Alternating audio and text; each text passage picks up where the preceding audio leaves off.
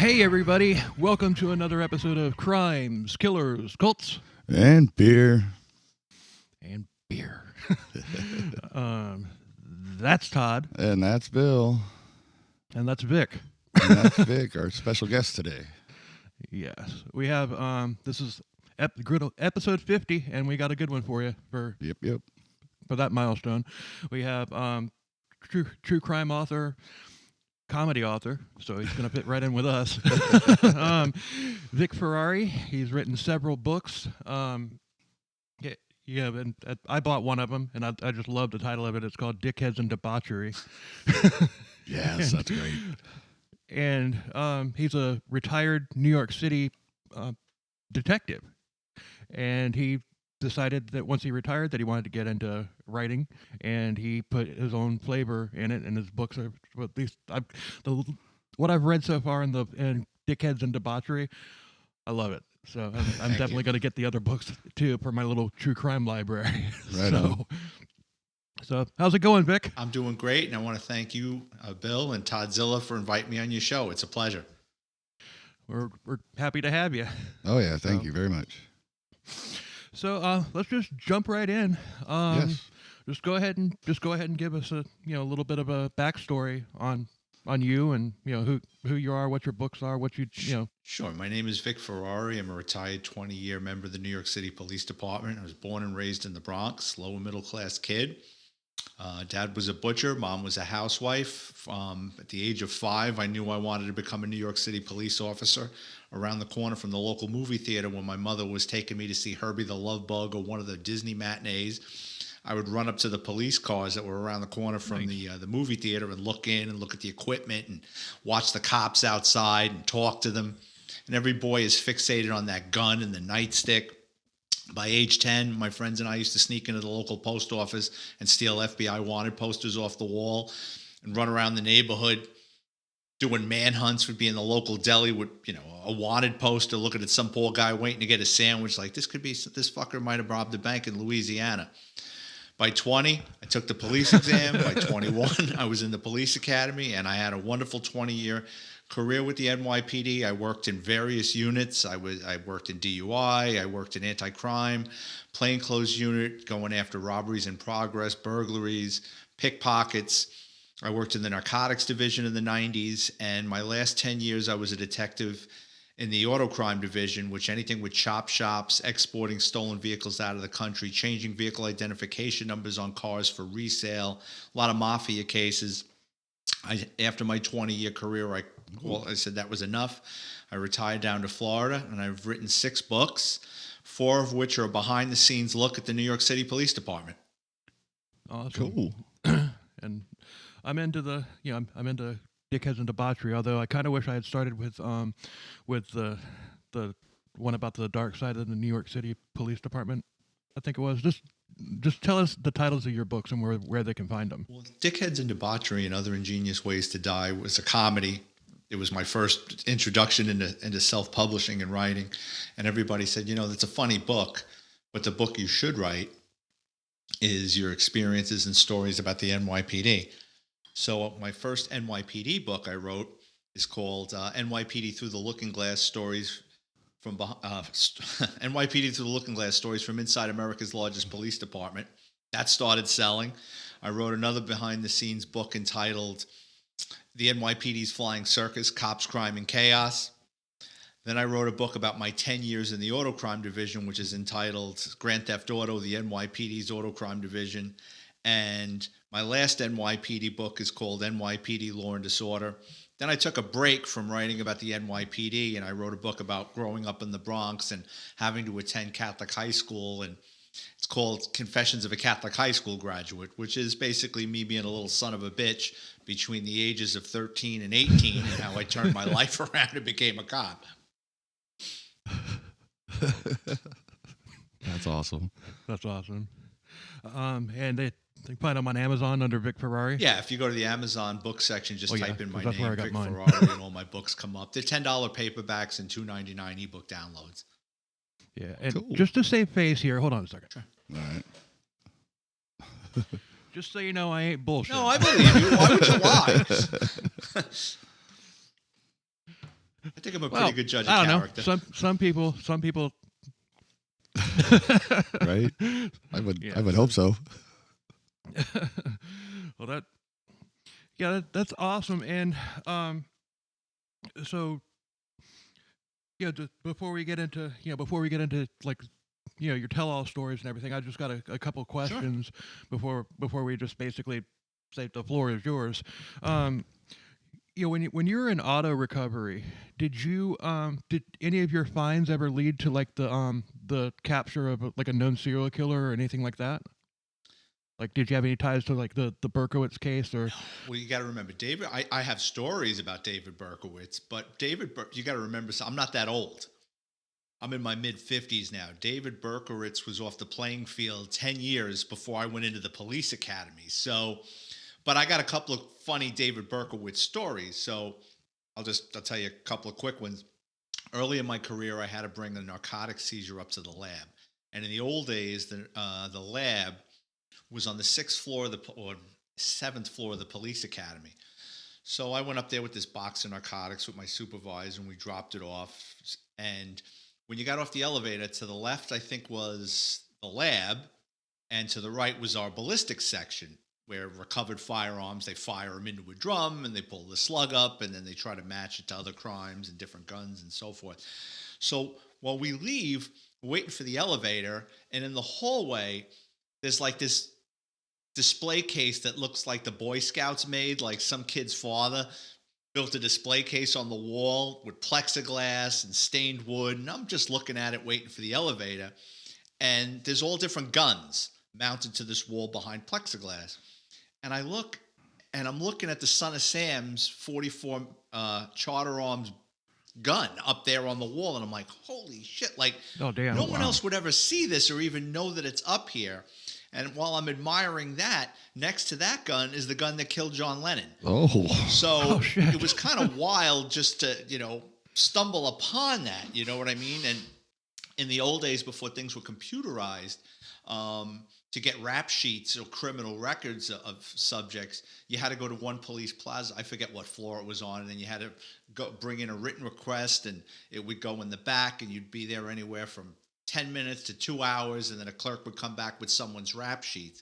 And one day while I was waiting on that, they had David Berkowitz's rap sheet, his fingerprint card, and I think arrest report mounted to the wall. So they were very proud of that. A detective who I worked with bought a condominium in his old building. So now this is 10, 15 years after David Berkowitz has already been upstate. And what had happened was, after he was captured, you had, and this is even before the internet, but you had all these people that were interested in the Son of Sam. So you would get people that would go to this building where he lived and steal shit out of the lobby or take photos. So that was annoying to the people that lived there, because they're like, all right, we just got this asshole out of the building, and now you've got all these fucking ghouls coming around wanting to take pictures and steal shit out of the lobby. So what the Homeowners Association did was they lobbied the city of Yonkers. I think the address was 42 Pine Street, and what they did was they lobbied to get the address changed to 35 Pine Street to throw people off, so they would stop coming and fucking around with the building. But that created another problem. Oh, So great. one day I'm sitting across from this other detective who I'm still friends with to this day, and I'm busting his balls about buying the condo in the building, and do you hear the dogs at night tormenting you and all this shit? And he goes, I'll tell you who torments me. I go, who's that? He goes, my fucking mailman. I said, why? He goes, because he keeps getting the address wrong and delivering my mail across the street because they threw off the post office after they changed the address. And my last David Berkowitz story is, my old partner That's funny. was a homicide. After we had worked together, I went to organized crime. He went to the detective squad route. He later became a highly decorated homicide detective for years. And him and his partner had to go up to Sullivan County Correctional Facility in upstate New York to pull some guy out who was already serving time for a homicide, bring him back down to the Bronx and charge him with another homicide. And while they're up there waiting for this guy to get processed so they can bring him back down to the Bronx, the warden is just giving him a tour. And he's like, this is our facility and blah, blah, blah, blah, blah, blah. And my old partner's a curious guy. And he asked the warden, he goes, isn't David Berkowitz up here, the son of Sam? And the warden goes, yeah. And he just kind of glosses over it and just keeps telling him about the facility. So my partner's curious. He brings it up again. So the warden goes, okay, I think I know what you want to see. Take a walk. So they follow the warden to this jail cell. No one's in it. And they walk in, and it's the son of Sam's jail cell. And my partner said everything was symmetrical in his cell. He had fan mail like 5 feet high, like neatly stacked. Like fucking people are still writing this guy, right? Damn. And he says while he's in his jail cell, he notices this pudgy middle-aged guy outside the cell, like, warden, what's wrong? Why are you in my cell? And he goes, David, just calm down. He goes, these detectives are from Bronx Homicide. They just wanted to see your cell. And he said, Berkowitz is staring at them, and they're staring at him. And he goes, well, you guys are a little young to be here for anything I did up in the Bronx years ago. That's all been taken care of. And he said it was eerie. And he said, yeah, okay. Wow. And they left, and they took their guy, and they brought him back down to the Bronx. But, yeah, those are my David Berkowitz, the son of Sam stories. As far as me dealing with serial killers, now you got to remember, I worked in organized crime, so it was a little different. But I did work on a case where there was a subject. It was an international auto theft ring. We had Chinese nationals in Brooklyn, and what they were doing was they were paying a Jamaican middleman to facilitate the theft of between 25 and 30 stolen Audi A6s a month. So the Jamaican middleman was paid $5,000 a car. He would farm out the orders to these car thieves, and he would pay them between $500 and $1,000, depending on their stature in the crew. They'd steal these cars. They'd bring them out to Brooklyn. They'd park them on the street. They'd let them cool off. They'd bring them into this warehouse where you had Chinese nationals working. They would drive 2 stolen Audis per shipping container. They would let the air out of the tires so the car would sit low. Then they would build a wooden platform above it. And then they would hoist 1 or 2 more cars and get them into the container so they could load between 3 to 4 stolen Audis per shipping container. Once the containers were closed, they had a shipping company come. The shipping company would take the container out to Newark, New Jersey. They would put on trains, railed across the United States, and then they would put on shipping containers at Long Beach, California, and then they were shipped to Shanghai. So while we're on multiple wiretaps, we've got Asian wiretaps, we've got Spanish wiretaps, we quickly figure out that our thieves are in the murder-for-hire business.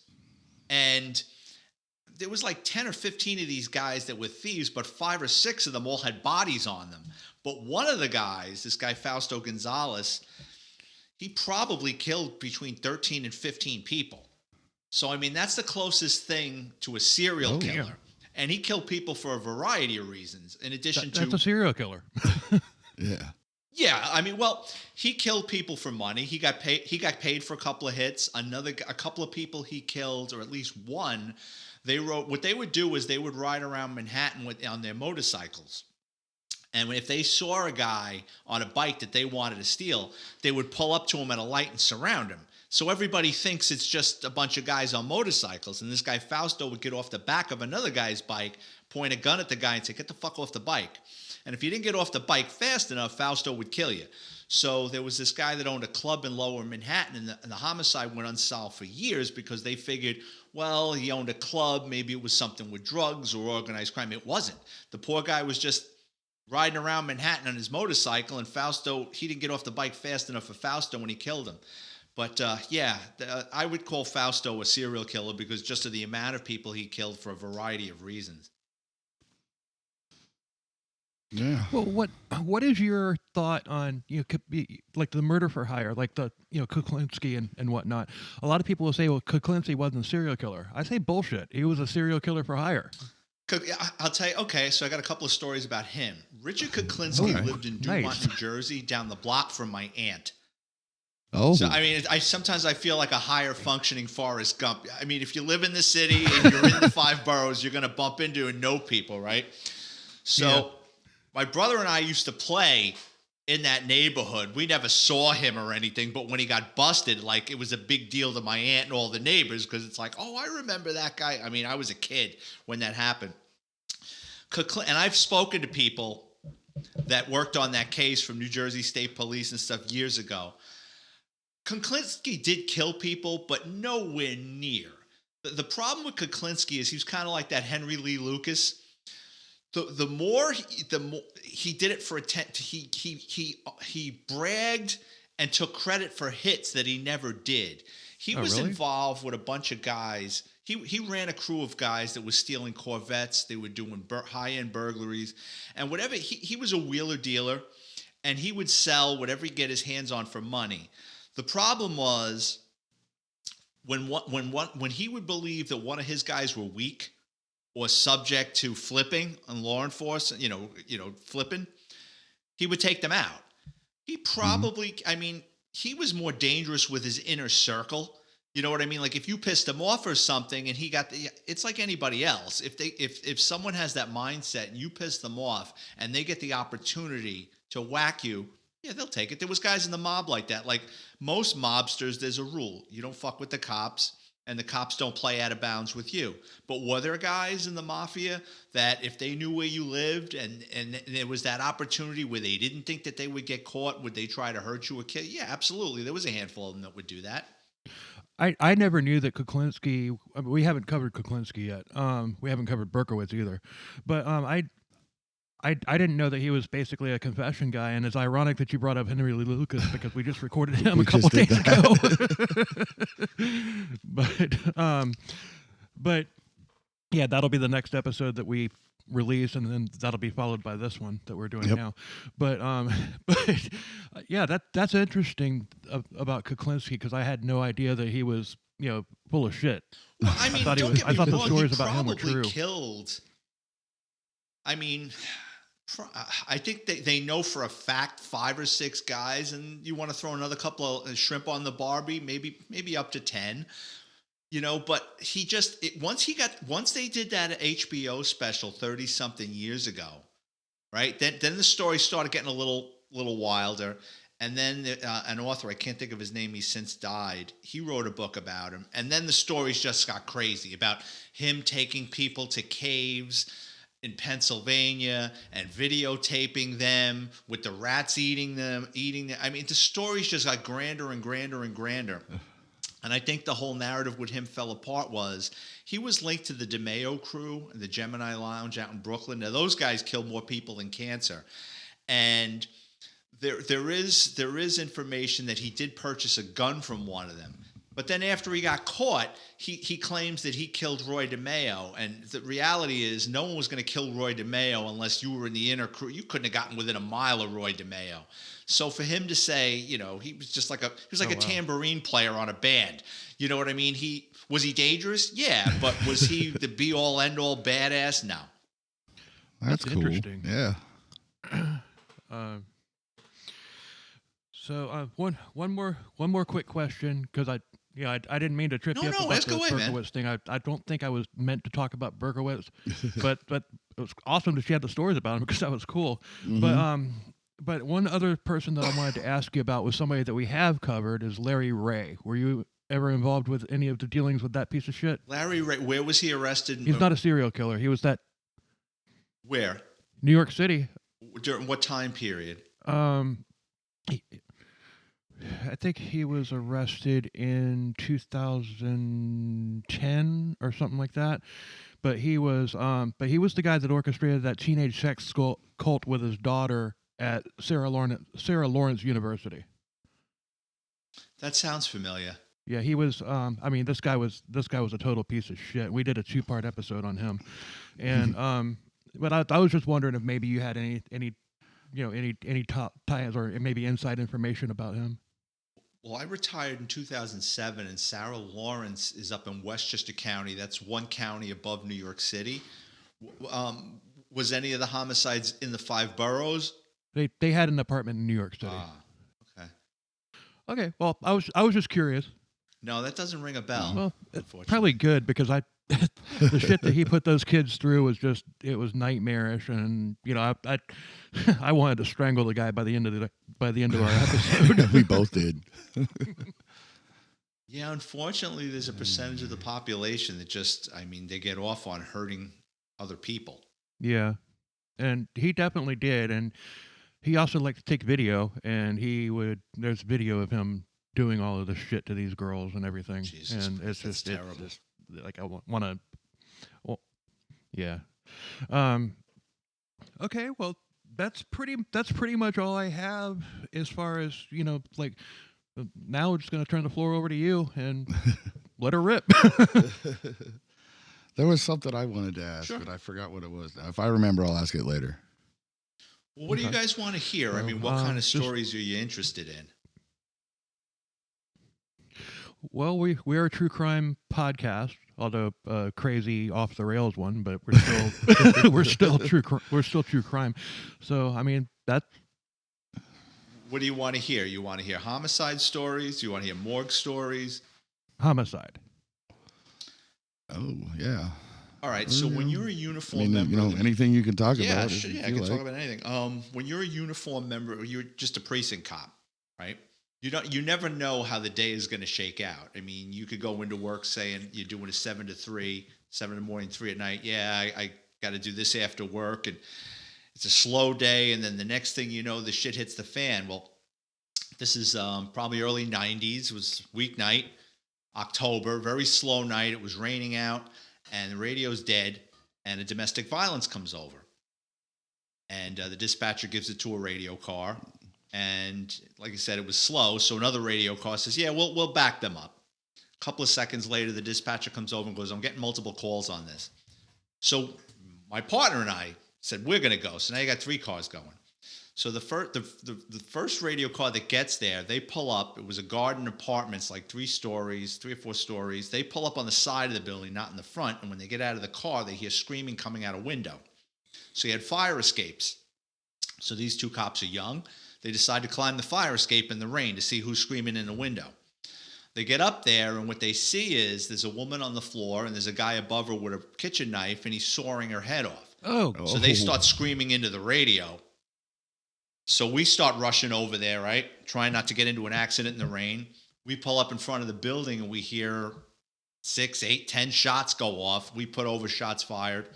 We were hit the hallway. As we're going up the stairs, there's a young kid coming down the stairs, and he's screaming, he's killing my mother, he's killing my mother. We get up to the door, and we're pounding on the door, and we're trying to kick it in.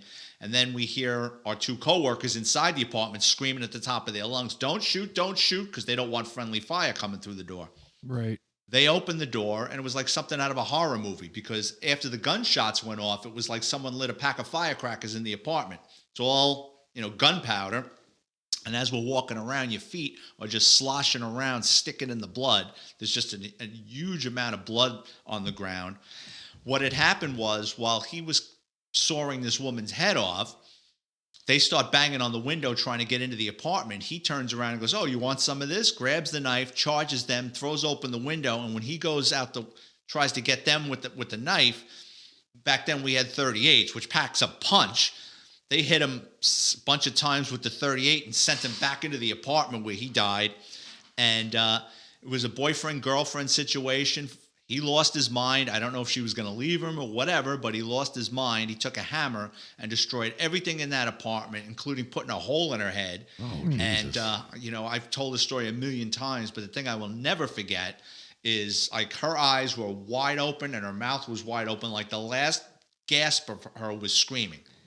And those 2 cops, I mean, they went through a lot of trauma with that. I mean, it bothered them for a very long time. I can imagine. Yeah. Wow. Now there's in my opinion, in my knowledge, or in my opinion, there's only been one person to capture that look in movies, and that would be Al Pacino at the end of Godfather 3. When his daughter Not my gets favorite killed. Godfather, but yeah. No, not mine either. But that's just when you said the eyes were wide open, the mouth was. Well, Al Pacino too at the end of Carlito's Way. Yeah, that Yeah. too. And Benny Blanco from the Bronx kills him on the Penn Station platform. Yep.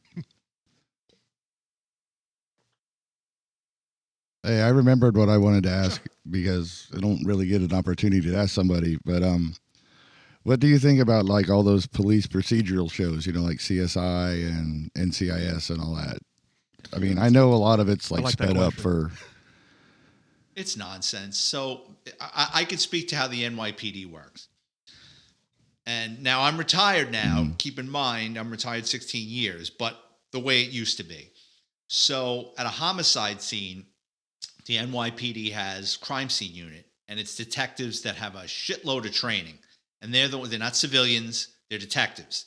And they go in, they photograph, preserve evidence, dust for fingerprints. There's different methods for different surfaces for fingerprints. Those for heavy crimes, rapes, homicides, some type of big time burglary. Then you have just for like, regular burglaries in a house or auto theft. In the old days, some of the precincts that would have a lot of these types of crimes, they would have a print car. So it would be 1 or 2 cops in a car, and they would respond. That was usually the 4 to 12 shift, because people come home and they find their house has been burglarized. So they would drive around and throw the pixie dust all over the place, and then lift the latent prints with a piece of tape and put it on a piece of glass and submit it to our fingerprint section that would feed it into a machine. Then probably around the late 90s, early 2000s, they didn't want to overwork our crime scene unit, and they realized that the print guys maybe really weren't as good as they thought they were. So each borough had an evidence collection team, which is, again, not civilians, it's cops. And I guess they can become detectives after a while. And they would go out on the burglaries and whatever, as long as it wasn't something heavy, you know what I mean, as far as a homicide or a rape. Right. Yeah. Yeah, because in the in CSI, it's just like they find a body at 6 o'clock in the morning, and it's the entire case is solved by 5 o'clock in the evening, and go to the bar and grab a beer. Let me tell you how it works. Let me tell you how it works when someone dies in New York City. So, say for argument's sake, homicide or not a homicide, but let's just say for argument's sake, Mrs. Johnson hasn't been heard from in 3 days. So the super of the building opens up the door, or the daughter comes home and opens the door, and Mrs. Johnson is dead in her bed, right? Someone's going to call 911. A radio car is going to show up. Radio car is going to get there and go, yep, she's dead. They're going to call EMS. Even though it's obvious she's dead, there's a procedure. EMS comes and says, yeah, she's dead. And they leave, and you get their information. Sergeant's going to come. Okay, let's look around without touching too many things, right? Then you're going to call the detectives. Detectives are going to come, and they're going to say, they're going to start looking around. They're going to look at, if it doesn't look like it's suspicious, you know what I mean? It just looks like an 80-something-year-old woman dropped dead in her bed. They're going to go into the medicine cabinet. They're going to get the name of the doctor. They're going to look at the medication. You're going to take a list of the medications. You're going to start, if it's during the day, you're going to call the doctor's office. Hi, we have one of your patients. And he's going to say, yeah, she's had a bad heart for many years and blah, blah, blah, blah. It doesn't look suspicious. The detectives are going to leave if it doesn't look suspicious. And then you have to wait. The 2 cops that responded it's called sitting on a DOA. And basically, you're going to be there until the medical examiner gets there. The medical examiners, they're overworked. There's people dropping dead in New York for natural, unnatural reasons in the 5 boroughs. You could be there 20 minutes to 10 hours waiting on this guy. And the apartment stinks. That shit's getting into your clothes and your hair, depending on the size of the person, how long ago they expired.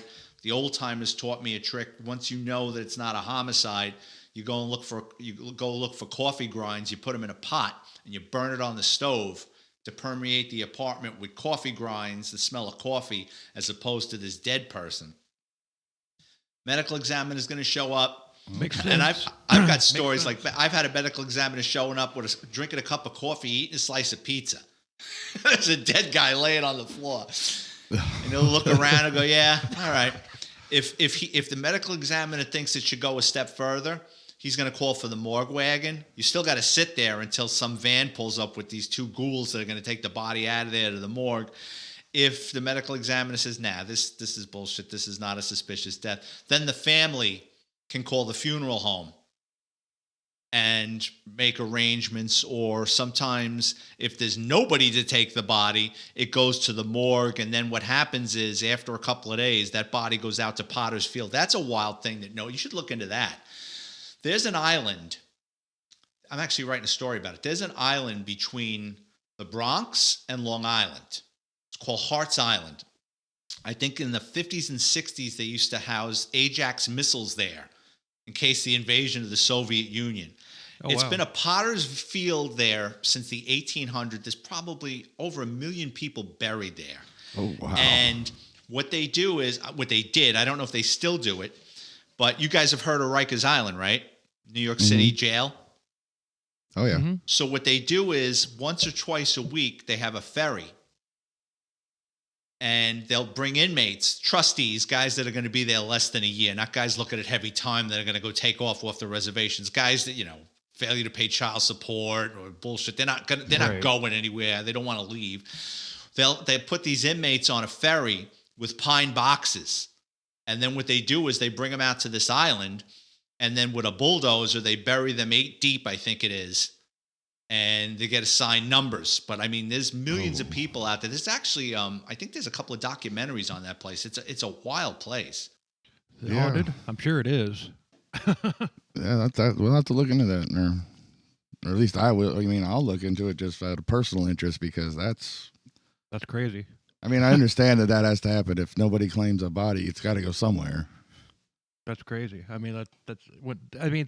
It's not crazy that it's happened. It's the number that you said. That's crazy. It's like, Well, think Yeah. about New York. I mean, first of all, you have a tremendous homeless population, right? Yeah. true. And some of these people, I mean, look at what's happening now with the immigration crisis. So let's say, for argument's sake, you have one of these illegal aliens that come in and they're living in New York and they drop dead of a heart attack.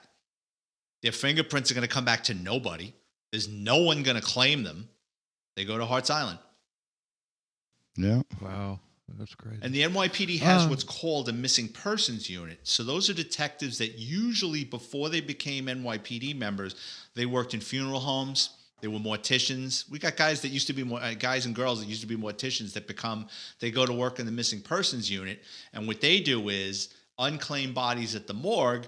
They go down there, and then they inject saline into their fingers to kind of puff them up, and then they roll their prints, and then they submit them to find out who they are, and find out A, are they missing, or B, find loved ones that say, hey, listen, I know your uncle went off the reservation 15 years ago. He died in Lower Manhattan. Do you want to take the body? Mm-hmm. Yeah. I have another Sure. question. Yeah, I'm just curious. What is your take on like non-violent drug offenses and stuff like that, like people in jail for pot or stuff Well, like no one's that? going to jail for I pot. mean, No one's ever gone to jail in New York Well, City. No one's ever gone to jail for pot. If I worked in narcotics, just in if we caught a in guy general. selling weed, it would go through the system, and when he saw the judge, it would either get dismissed or he'd pay a $50 or $100 fine. So no one's ever gone really. Now, I'm not talking in my day. I got hired in '87. No one's gone to jail Right. for selling weed. And I mean, unless you're selling fucking duffel bags of it. In my day, no one was going to jail for weed. And now no one's going to jail for anything in New York. So, I mean, I could speak to what goes on in New York City. Yeah. God. So basically, the lawlessness of the pre-Giuliani time in New York City is basically coming back. Is that what It's you were saying? back.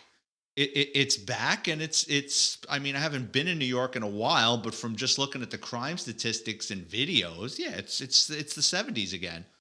Oh wow. But yeah, because I've listened to a couple of podcasts that you were on, and yeah, you speak highly of Giuliani, and I hold him in pretty high regard as well. And yeah, that just must have been a hell of a time to be in law enforcement up there. It was, because I was there before Giuliani, during, and after, so I kind of got to see 3 different styles. And Giuliani obviously worked the best. Giuliani did work the best. I'll give Bloomberg credit. I mean, Bloomberg was smart enough. I don't think he agreed with a lot of the things that Giuliani did, but he was smart enough to realize it worked. Right. And basically kept in place the same protocols and everything else of Giuliani. I retired before Bloomberg did his 3rd term, and I think that's when he started changing things a little bit. But the 2 terms while I was there, or term and a half while I was there, I mean, he was a good mayor. So those changing policies, did that have anything to do with why, like what made you just wake up one day and say, you know what, I'm done with this shit? No, things were fine when I was there. It's just 20 years is enough. Oh, You know what okay. I mean? And I was in the same office for 10 years. I was the old guy. At 41 years old, I was the old guy in the office. And, you get younger supervisors with different ideas. And I saw what happened to guys that hung around too long. You know what I mean? Everybody outlives their usefulness. So I said, you know what? I think it's just time to go and do something else. As much as I loved it and enjoyed it, it was just time to do something else. Right on. That's cool. So we did a homicide. We touched on, Giuliani and the crime and whatnot. So it sounds like your baby was the the vehicle recovery with organized crime. Sounds like you had the most fun with that. Oh, absolutely. I mean, I had a great career. I mean, I was in plainclothes 15 out of 20 years. I grew up in a neighborhood. We had probably more car thieves per capita in my neighborhood than anywhere else in the United States. I worked in a gas station as a kid, so there were always guys driving through there with stolen cars looking to sell you the car or parts. I knew what to look for. So even when I was a young patrolman, I was always getting into car chases because I knew what to look for. And then a mentor of mine taught me everything you wanted to know about vehicle identification numbers, where they're hidden on cars, how they restamp them, how they cut out firewalls and tack weld a new firewall in, and all sorts of shit. So in addition to be able to spot and pick off the garden variety car thief, I was good at, if I pulled somebody over, I could tell if the VIN number didn't match the car because I could read the VIN number. So, people would change VIN numbers on stolen cars to keep them. You got a stolen car that's got a salvage VIN number in the window that comes back to a car that was wrecked 10 years ago, and now it's on this guy's car. You have to find the confidential VIN number, and then it'll come back stolen from another jurisdiction or whatever. And then you lock them up, and then you try to find out who sold him the stolen car and where these cars are getting, we call it tagged. Or, we went after the chop shops and the car thieves. Yeah, it was a great career. That's cool. So so the VIN numbers, I would have, obviously, like it's not just random numbers. You've got it's a formula. The one is going to mean like Yeah. It's like that with guitar serial numbers too.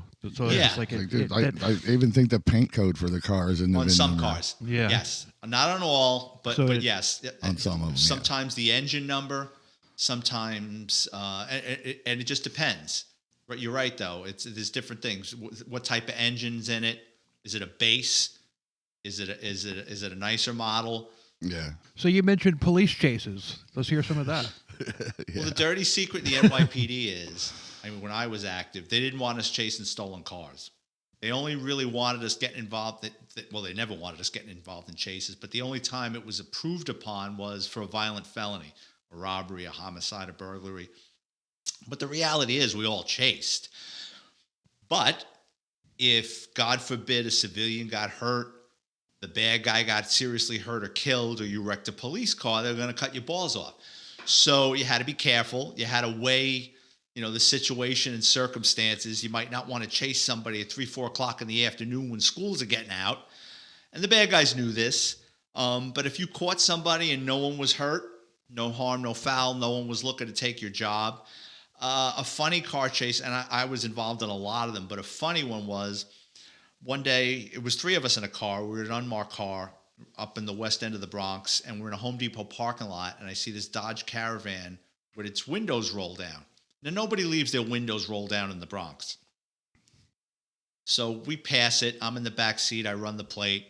Comes back stolen. I tell the guy sitting in the front seat, I go, hey, make a U-turn. That Dodge Caravan over there is stolen. By the time they come around the parking lot, the car's rolling. I'm like, oh, fuck. So the guy comes out of the Home Depot parking lot, and he goes up on Gun Hill Road, and he's at a light. And once he gets past that light, he's getting on I-95, major thoroughfare. So we're going to follow him. And we had this, what were we driving? I think it was a Ford Escort or something, or a Ford Taurus. We were in plain clothes, and we're looking at him, and he looks in the mirror, and he looks in the mirror again, and his eyes go, bing! He sees 3 white guys in an unmarked car behind him, steps on the gas, rams like 4 cars, and gone. I go, that motherfucker. So he gets away. Oh, wow. This is on I-95. What's that? Yeah, going south on I-95. So I was pissed, and I says, I'm going to catch this motherfucker. My partner goes, what, are you kidding me? We lost him. He's gone. Don't give it a second thought. Go back to the office. I pull the arrest report. I see that the car was stolen a week before across the street. There's only two types of people that hold on to a stolen car more than a week. Kids, teenagers, or drug addicts. Teenagers hold on to a stolen car because they don't know any better, and it becomes their car. They're going to pick up their girlfriend. They're driving by the school being cool. Junkies will do it because they can commit other crimes with the car. They can shoot up and get high in the car and just park somewhere and know it. It becomes like theirs. Right. So what I did was I checked the car for summonses, and I saw it got parking tickets all around that neighborhood. I go, he's around. So our office was next door to Vice. I swapped cars with them. We got I think we got a Mercury Grand Marquis, an 8-cylinder.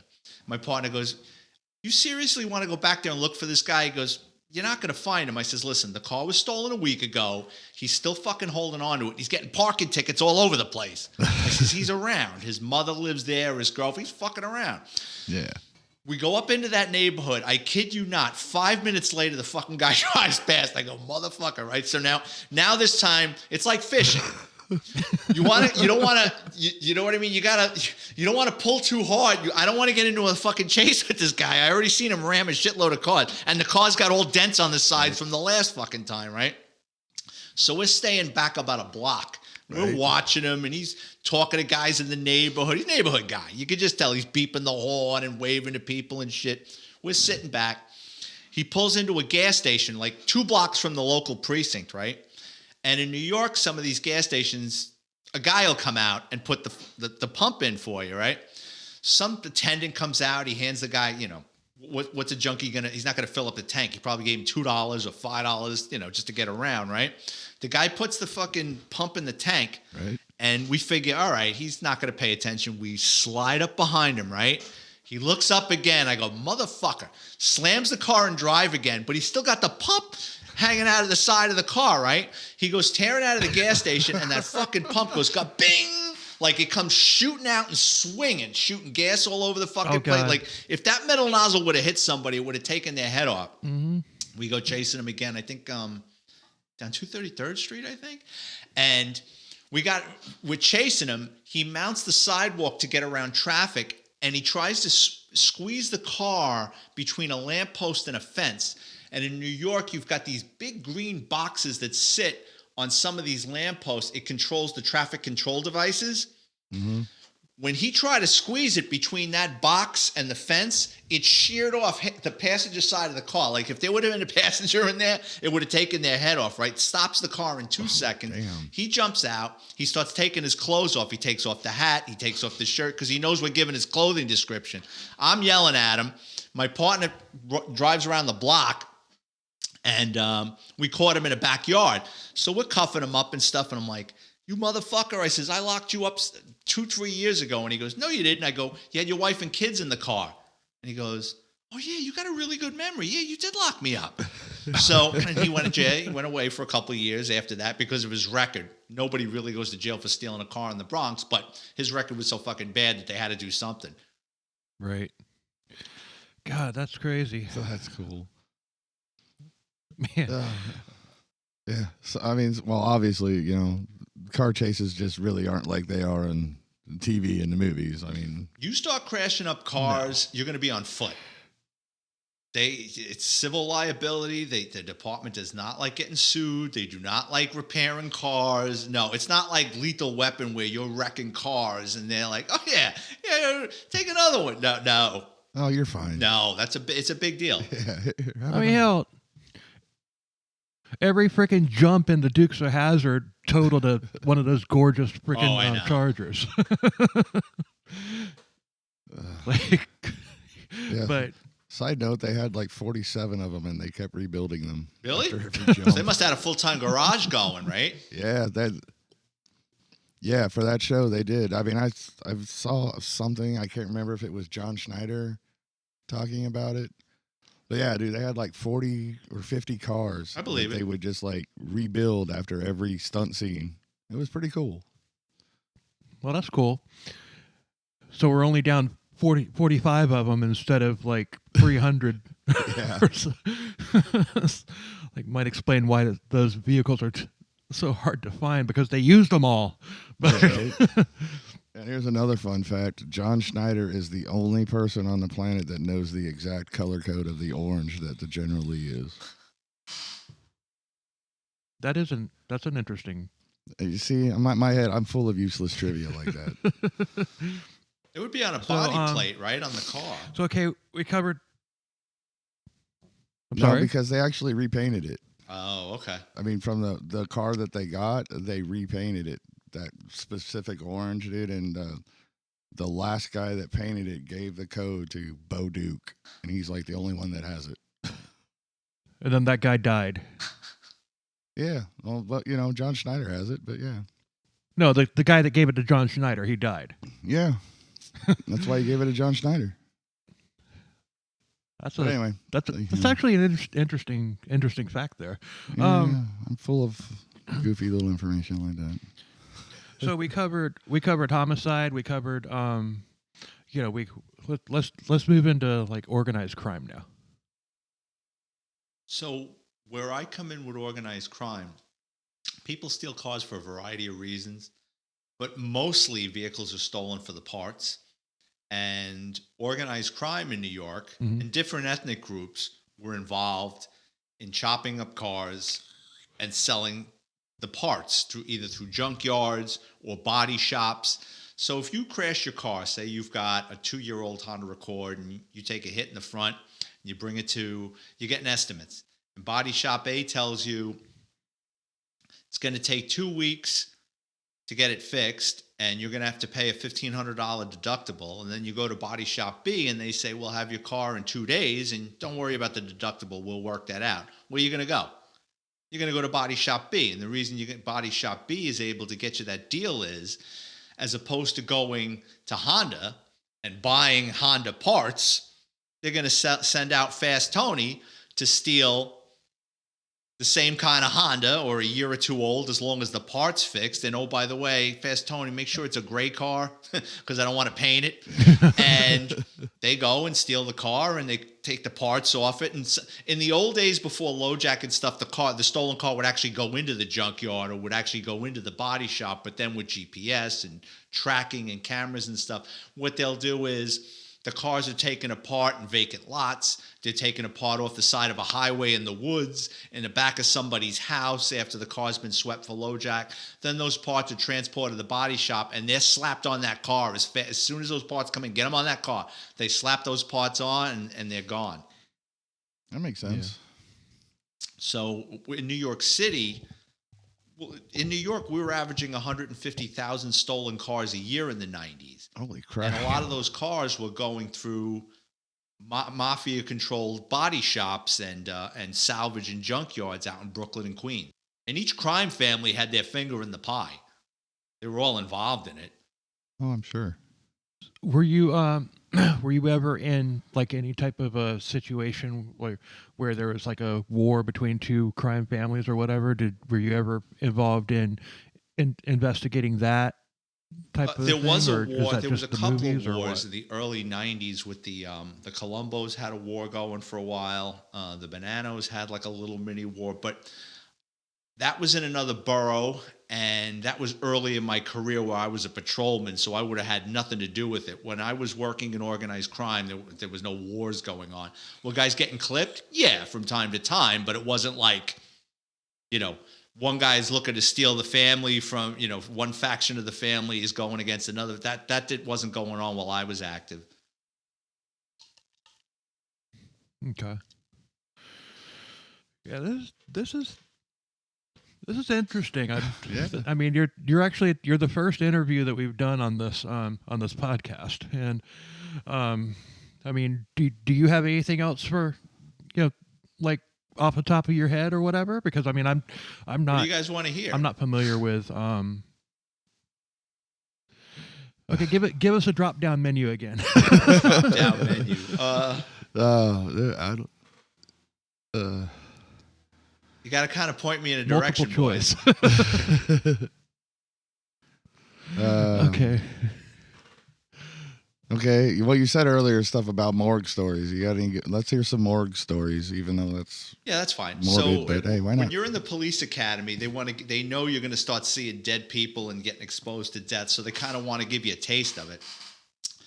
So, the day before, our police academy instructor tells us we're going to the morgue. Get ready for it. So that day, it was like a school trip. Like you see a bunch of kids on a school trip. They took 30 of us at a time. We went down to Bellevue Hospital, which is a big hospital in Lower Manhattan. And, I was expecting to see like an episode of Quincy where there's one slab and one doctor with a lab coat. You know what I mean? It was like a fucking Jiffy Lube. You had like 8 slabs and they were cutting. It was like there was multiple people doing multiple shit. And I mean, they've got that pipe cutter. Well, now the junkies are using it to steal catalytic converters, and they're sawing the back of people's heads and flipping their fucking scalps over their face. And between each slab, you've got those old-fashioned produce scales that your mother would like weigh a head of lettuce at the local grocery before buying it. They're weighing all, and they're making jokes about it. Like, look at this guy's fucking brain, 2.3. What a fucking moron. Like they're goofing around. They're doing it to get a rise out of us. And I mean, there was a couple of people there that fainted. I didn't, but they gave us some Vicks to put under our nose. There was a woman there. She overdosed. And she was pregnant. I'll never forget. They opened her up and took the child out and weighed it in the scale. It was like horrifying. And there was some kid there that was duct taped. I would have been the guy that lost my lunch all over the floor. It was in the morning. I don't know how much I ate, but I remember it was like first thing in the morning. And then there was some kid there that was shot multiple times. He was like duct taped, and the ME had like this tool, looked like a needle nose pliers, and he's just pulling bullets out of this kid and drop it in a bucket and telling his lackey to write this down and write that down. And you got this detective looking over his shoulder, eating an Egg McMuffin and drinking a coffee. And he goes, "What do you think?" And he goes, "Suspicious suicide." And everybody started laughing. So I guess you have to have a sense of humor working in the morgue. But it wasn't what I expected. It was, the New York City morgue, especially, I think each borough has a morgue, because I know Manhattan is Bellevue. I think Brooklyn would be Kings County. I think they have a morgue. I know in the Bronx it was Jacoby for a while. So each borough has a morgue, and they're different. Like, I had to identify a woman. In New York, the responding cops, the first cops on the scene to a homicide, the following day, one of them has to go to the morgue and ID the body for identification purposes. And I went down there the following morning. I was up all night doing paperwork and shit with this homicide, and skeleton crew. And I gave the kid the paperwork, and he goes into this big refrigerated room, and he wheels out a slab, and he pulls the sheet off, and it's a black guy with a beard. I go, "Nope, Hispanic female." And I show him the woman's name. He goes, "Oh." Throws the sheet over the black guy's head, wheels him back into the room, comes out with another gurney, pulls the sheet off. It's a Hispanic wino. I go, "Dude, I don't want to see everybody that got fucking whacked in the Bronx last night. I'm looking for this woman." And I go, "Let me in there." And at the time, in that particular morgue, it was a big refrigerated room, and it smelled, and it was poorly lit. It was like a horror movie. And I saw my handwriting on a toe tag, and I says, I'm guessing that's her. And I pulled the sheet off, and it was the victim from the evening before, and I identified her. But yeah, that's part of the job. As far as, I don't think anyone's ever going to, you'd have to be incredibly lucky to do a 20-year career in the NYPD and not have to deal with that at some point, on some level. Yeah. Yeah. There was a story that you told on one of the podcasts that I listened to about the magician. Yeah, I know what you're talking about. The magician that was upstaging you guys, and you want to hear that story? Yeah, I'm down if you don't mind. No, okay. Yeah, it's the early 90s, young cops were going out to cop bars, meeting girls and stuff, and there was this one cop that worked in the next precinct over. He was an amateur magician. So we'd be at the bar talking to girls, and he would come over and start pulling the flowers out of his sleeve and the gold coins behind the ear. He's essentially cock blocking us with magic. So I turned to his partner, who I would later work with years later, and I go, could you get him the fuck out of here? I go, how do you compete with this guy? And this guy, we used to call him Cancer because he killed more people than cancer. He said, listen, he goes, if he took his NYPD job as serious as he did making balloon animals for kids' parties, he goes, he'd be the greatest crime fighter in the world. So a couple of weeks later, Cancer and the magician, they get called out on a calls for help in a basement apartment of a 6-story walk-up. It's on a midnight. There's 2 doors. They go to door number 1, they bang on it, nobody answers. They go to door number 2, my old partner, Cancer, is going to bang on the door, and the magician stops him. He goes, come on. He goes, we made all this noise down here. Our radio's are loud. If anybody called 911, they would have come out by now. Let's get the fuck out of here. He goes to knock on the door again. He goes, come on, I'll buy you a cup of coffee. Let's get the fuck out of here. And they leave. What they didn't know is behind door number 2, the super of the building lived there, and he was selling coke out of the apartment. He got addicted to it. He stopped paying his wholesalers. So they sent a couple of hitters to whack him. Now, he knew he had a problem, so he wasn't coming to the door. He was laying low. So what they did was, it's an old gypsy trick. They brought an attractive female. They knock on the door. They put the female's face in front of the peephole. He goes, oh, shit. He opens the door. The 3 of them bum rushing him. They're pistol whipping him. Where's the money? Where's the drugs? He doesn't have an answer. They shoot him in the head. They roll him up in a carpet. They take him out of the apartment because they're in the basement. They roll him up in a carpet. They take him to the furnace. And they throw him in the furnace. So while he's going up like a Puerto Rican fire alarm, they go back into the apartment and they're ransacking it. Now the cops are outside. So now they're like, oh, fuck. So these 2 hitmen tell the girlfriend, listen, this is what we're going to do. If those fucking cops start knocking on the door, just start yelling in Yugoslavian and point to the kitchen. Lead them down the hallway to the kitchen. When you get past this doorway, the thresholds of this bedroom, throw yourself on the floor. We're going to come from behind. We'll kill the 2 cops. We'll throw them in the fucking furnace, and we'll get the fuck out of here. Because, I mean, in their mind, we already killed 1 guy. We got to commit. Yeah. They don't knock on the door. They leave. Yep. So a week later, the super had family. Where is this fucking guy? So they call the police. Our relative is missing. The detectives get involved. They see there was a 911 call there last week. They bring in the magician and my old partner, and they go, was anything suspicious? Did you talk to anybody? Did you see anything? No, we didn't. We were going to knock on that door. We didn't. We knocked on this door. But when we were leaving, there was a car parked outside on a fire hydrant, and we gave it a parking ticket. That was the getaway car. That's how they caught the son of Sam, by the way. So they ran the plate on the car, came back to the female. They brought her in for questioning. She starts giving up the store. And the 3 of them got locked up for homicide. And then they had to go back to the building in February, shut the heat off for like 2-3 days until it cooled down enough to get this guy's skull and bones out of there. So that story's in my book. I think it's NYPD Through the Looking Glass. And that chapter's entitled, Last Night a Magician Saved My Life. Because had he done what he was going to do, be a curious cop and knock on the door, the 2 of them would have gotten whacked and thrown in the furnace. Oh, man. Yeah.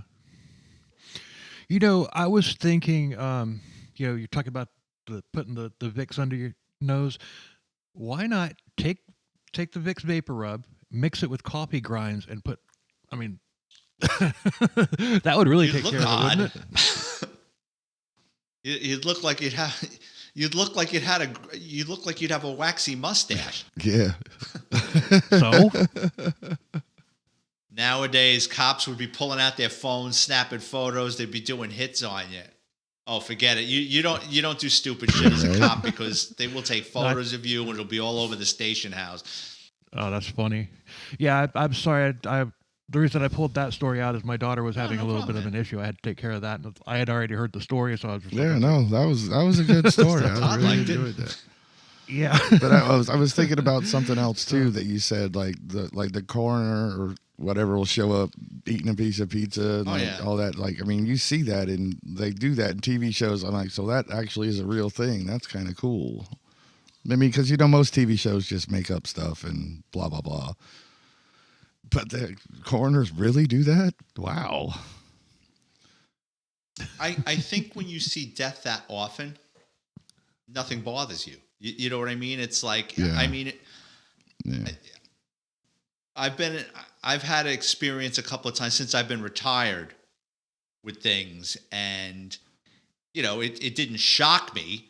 You know what I mean? But it was an unpleasant experience for me. Whereas them, you get numb to something when you see it all the time. It's not a big deal anymore. You know what I mean? Yeah. When it's your job. Yeah.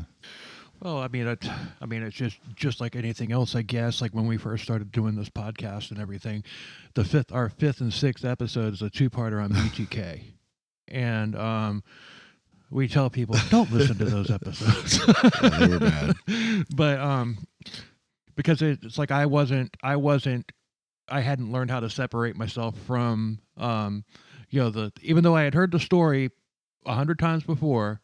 Just there's a difference between hearing it and telling it out of your own mouth.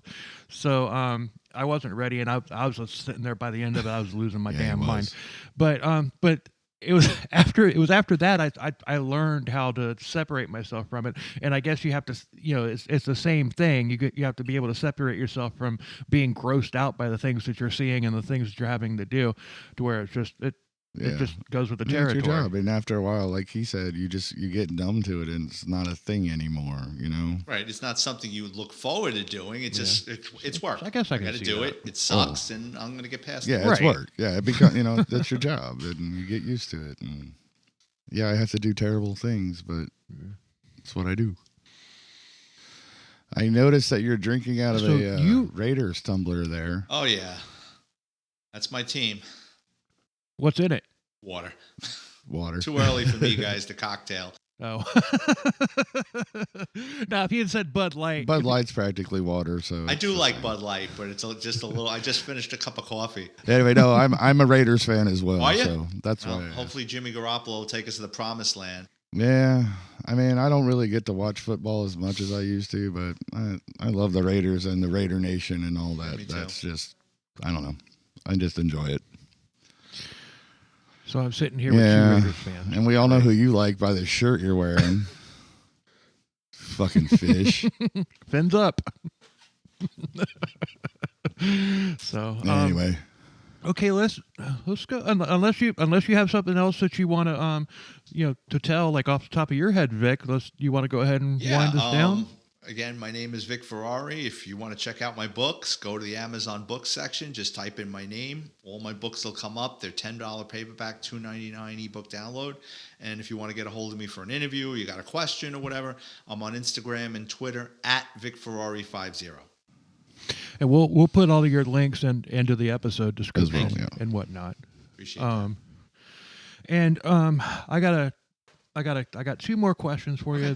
I mean, this has nothing to do with your. Are you going to be at CrimeCon? I'm thinking about it.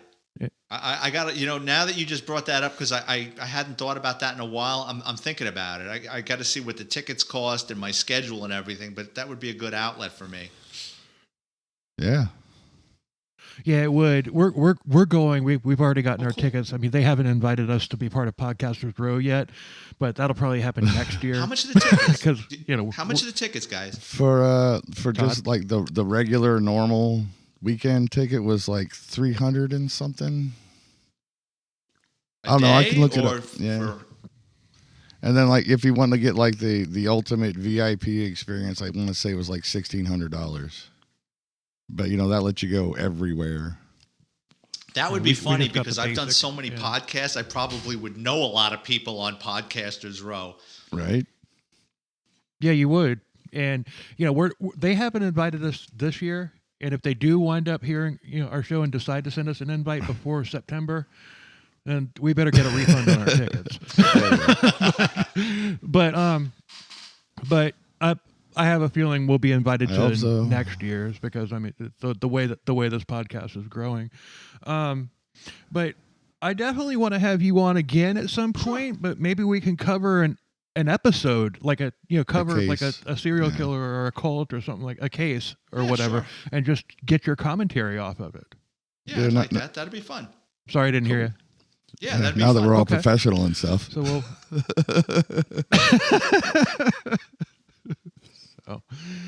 So okay. I mean that was great. I had a blast. I mean, I like you, Vic, and we'll stay in touch. And if you definitely if you're going to be at CrimeCon, let us know. We'll I'll give you meet the up, heads we'll up. grab a drink Definitely. or something. Sweet. So, and so yeah, from me, Todd, and Vic. Until next time. Later. Cheers, everybody. Thanks, guys.